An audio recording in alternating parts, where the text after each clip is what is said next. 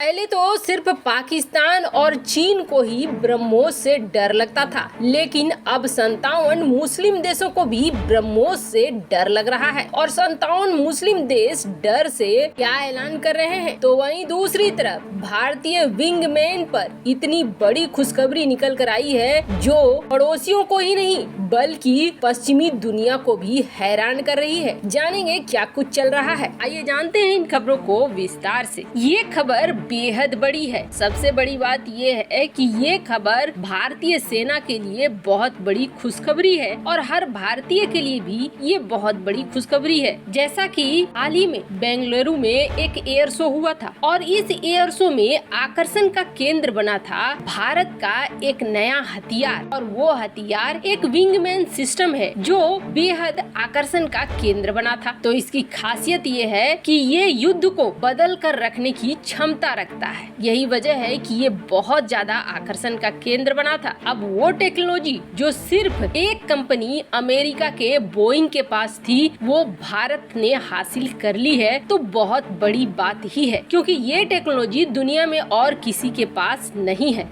कि दुनिया के देश इस पर काम जरूर कर रहे हैं, लेकिन किसी भी देश को कोई खास सफलता अभी तक नहीं मिली है अमेरिका को छोड़कर। भारत और अमेरिका ही हैं जिनके पास ये खतरनाक टेक्नोलॉजी आ चुकी है। अब जिन्हें नहीं पता है वो पहले जान ले कि ये क्यों खास हो रहा है। अभी आप देखेंगे जितने युद्ध हो रहे हैं उसमें ड्रोन भारी पड़ रहे हैं, लेकिन क्या कहें, अगर ड्रोन का भी बाप अगर किसी को कहा जाए तो वो विंगमैन है। ये क्या है दरअसल, तो विंगमैन एक 6 से 7 मीटर लंबा ड्रोन है, यूएवी है। मतलब साइज देखेंगे तो एक छोटे लड़ाकू विमान को ले ले और इसे ले ले, लगभग एक दूसरे के बराबर ही होंगे। तो होगा क्या, एक फाइटर जेट जब उड़ेगा तो अपने साथ 5-6 विंगमैन को लेकर उड़ेगा। इसके आसपास 5-6 विंगमैन होंगे, उनको कंट्रोल करेगा वो फाइटर जेट का पायलट जो मिडिल में होगा, जिसके हाथ में इस 6-7 या 5-6 जो भी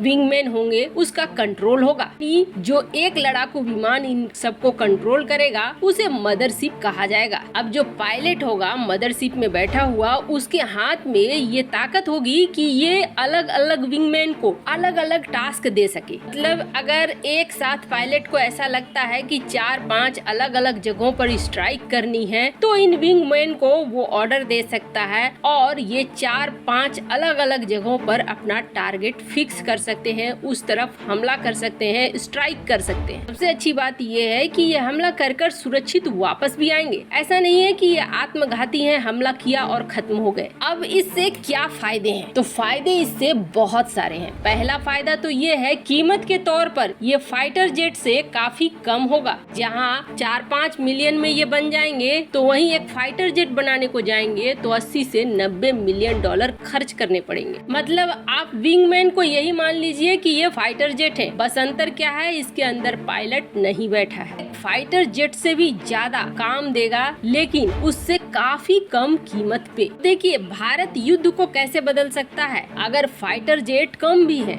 लेकिन उसके साथ विंगमैन की संख्या ज्यादा है, तो ये विंगमैन फाइटर जेट का काम करेंगे और जो कमी है फाइटर जेट की भारतीय सेना में, उसके लिए एक बड़े विकल्प के रूप में ये सामने आएंगे। बड़ी बात ये है कि ये स्टील्थ फीचर के हैं, यानी रडार की पकड़ से बाहर है। और मजे की बात ये है कि इसमें ये क्षमता भी है कि खुद को आत्मघाती में बदल ले, लेकिन उसके लिए कंट्रोल है पायलट के पास। पायलट चाहेगा तो इसे आत्मघाती में बदल सकता है और नहीं चाहेगा तो इसे सुरक्षित वापस ला सकता है। जैसे कि युद्ध के दौरान अचानक से मिसाइलों की कमी हो जाए तो फिर ये विंगमैन खुद को आत्मघाती बना सकते हैं, यानी खुद को ही गिराकर स्ट्राइक कर सकते हैं, विस्फोट कर सकते हैं। जान लीजिए इसके पीछे मेंटेनेंस का खर्चा भी बहुत कम है। भविष्य में कहीं ऐसा न हो कि फाइटर जेट की जगह पे यही काम करना शुरू कर दें, क्योंकि इसमें एक और बड़ी बात होती है कि इसमें पायलट को यानी मानव जीवन को कोई खतरा नहीं होता है। और सबसे बड़ी बात ये है कि इस पर जो अपडेट आया है वो अपडेट HAL के द्वारा आया है, जो बेहद खास है। HAL ने ये कहा है कि 2024 तक हम इसका पूर्ण रूप से परीक्षण करने वाले हैं। ये विंगमैन भी टनल टेस्टिंग से गुजर रहा है 2021 में। से आपको बता दें, पहले की टाइमलाइन इसकी डिप्लॉयमेंट की है 2024 से 2025 तक। अब उम्मीद ये की जा रही है कि इसमें ट्विन इंजन लगाए जा रहे हैं और ये ट्विन इंजन लगकर ये विंगमैन पूरी तरीके से तैयार हो जाएगा 2025-2026 तक। अब ऐसे मान ले कि अगर कुछ प्रॉब्लम भी आती है तो 2027 तक भारतीय सेना को उसका विंगमैन प्रोजेक्ट मिल जाएगा, जो बेहद खास होगा। हालांकि भी इसमें कुछ वक्त लगेगा, लेकिन ये भारतीय सेना के लिए बेहद महत्वपूर्ण होगा। तो वहीं दूसरी तरफ भारत ने गलती से क्या ब्रह्मोस मिसाइल छोड़ दी, उसका असर देखिए 57 देशों के अंदर डर सा फैल गया है। ब्रह्मोस मिसाइल से पाकिस्तान डरता है, चीन डरता है। ये दोनों अपने अपने एक्सपर्ट के जरिए कई बार खुलासा भी कर चुके हैं कि ये दोनों देशों के पास ब्रह्मोस की कोई काट नहीं है। लेकिन डर तब ज्यादा फैल गया जब भारत से एक मिस फायर हुई ब्रह्मोस। हालांकि इस ब्रह्मोस में कोई वारहेड नहीं लगा था, लेकिन पाकिस्तानी मीडिया से लेकर पाकिस्तानी एक्सपर्ट तक इसे तब से रो ही रहे हैं। पहले तो पाकिस्तानी मंत्रियों ने इसका अंतर्राष्ट्रीयकरण करना चाहा और इसके लिए इस मामले को यूएन तक ले गए, लेकिन अमेरिका ने वहां भारत का दे दिया साथ। फिर भी ये मामला ठंडा नहीं हुआ और अब पाकिस्तान सहित जो 57 मुस्लिम देश है वो ये कह रहे हैं कि ये ब्रह्मोस तो बेहद खतरनाक है और ब्रह्मोस किस तरीके से पाकिस्तान के ऊपर फायर हुआ इसकी जांच होनी चाहिए। कहीं ऐसा तो नहीं है कि पीओके लेने के लिए भारत ने पहले से तैयारी शुरू कर दी है। दरअसल हाल ही में जो ओआईसी की बैठक हुई पाकिस्तान में, पाकिस्तान ने ओआईसी से ये कहलवाया कि दोनों ही देश को मिलकर इस ब्रह्मोस के मिसफायर की जांच करनी चाहिए। ऐसे इस वक्त ओआईसी पूरी तरीके से वही कह रहा है, वही कर रहा है जो पाकिस्तान कह रहा है। ऐसे में धीरे धीरे ओआईसी अपनी खुद की मान्यता खो रहा है, ये भी तय है। भारत ने तो अब साफ साफ कहना शुरू कर दिया है कि ओआईसी का अब कुछ वजूद नहीं रह गया, ये सिर्फ पाकिस्तान के इशारों पर नाचने वाला एक संगठन रह गया है। खैर इतना तो जरूर है कि इन 57 देशों में अब ब्रह्मोस का खौफ बैठ रहा है। से पाकिस्तान को जरूरत